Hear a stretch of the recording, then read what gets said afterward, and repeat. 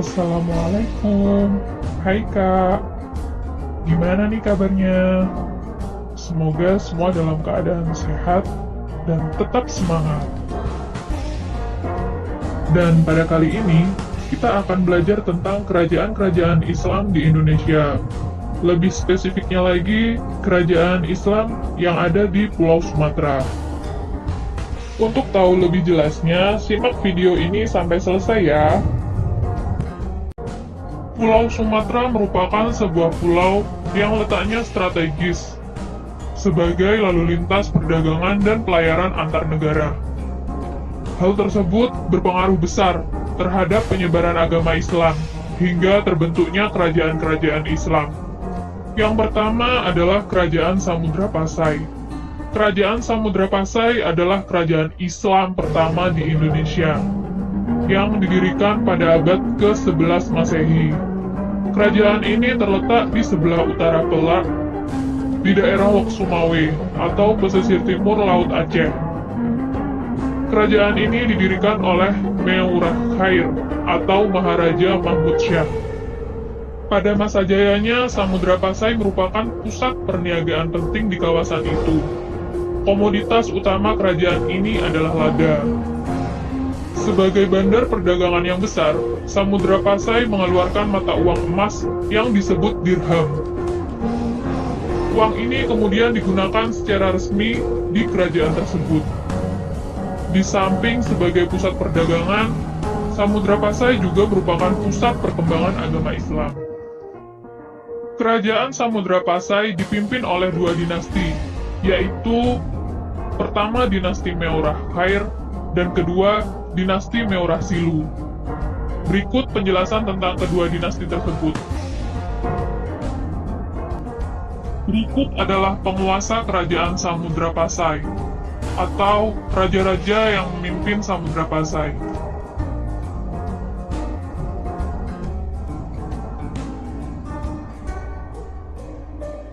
Selanjutnya, kemunduran kerajaan Samudra Pasai.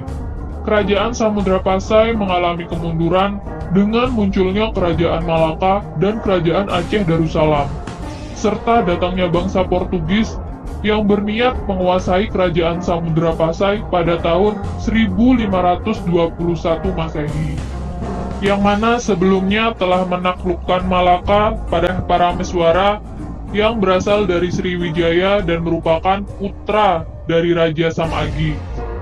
Awal berdirinya Kerajaan Malaka tidak diketahui secara pasti.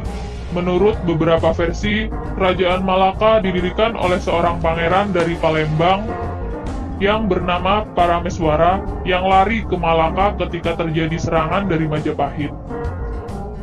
Pada mulanya, Parameswara adalah seorang raja yang beragama Hindu. Setelah memeluk Islam, dia mengganti namanya dengan nama Islam, yaitu Iskandar Syah. Kerajaan Malaka ini dipengaruhi oleh dua budaya, yaitu budaya Melayu dan budaya Islam. Lalu wilayah kekuasaan Malaka ini meliputi Pahang, Indragiri, Kampar, Tumasik, Sumatera Utara, dan Aceh. Selanjutnya, kemunduran Kerajaan Malaka. Kerajaan Malaka mengalami keruntuhan setelah Malaka dikuasai oleh Portugis di bawah pimpinan Alfonso de Albuquerque pada tahun 1511 Masehi. Poin yang ketiga yaitu Kerajaan Aceh Darussalam. Munculnya Kerajaan Aceh Darussalam tidak lepas dari Kerajaan Samudra Pasai sebagai pusat penyebaran agama Islam. Kerajaan Aceh Darussalam ini terletak di daerah hulu Pulau Sumatera atau ujung pantai Aceh yang disebut Aceh Besar. Kerajaan ini didirikan oleh Sultan Ibrahim yang bergelar Ali Muhayyad Syah pada tahun 1514 Masehi.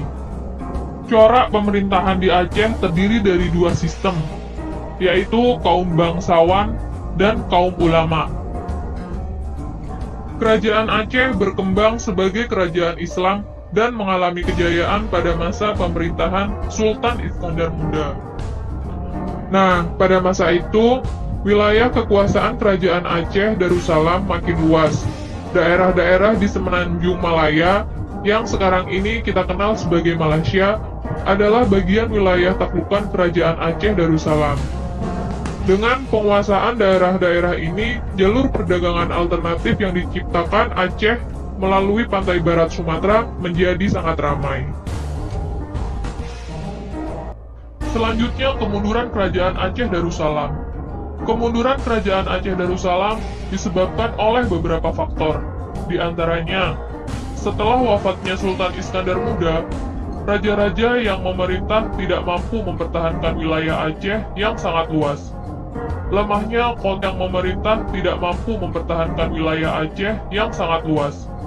Lemahnya kontrol pemerintahan pusat menyebabkan banyak daerah yang melepaskan diri, dan makin menguatnya kekuasaan Belanda di Pulau Sumatera dan Selat Malaka. Kemudian faktor penting lainnya ialah adanya perebutan kekuasaan di antara pewaris takhta kesultanan. Wassalamualaikum warahmatullahi wabarakatuh.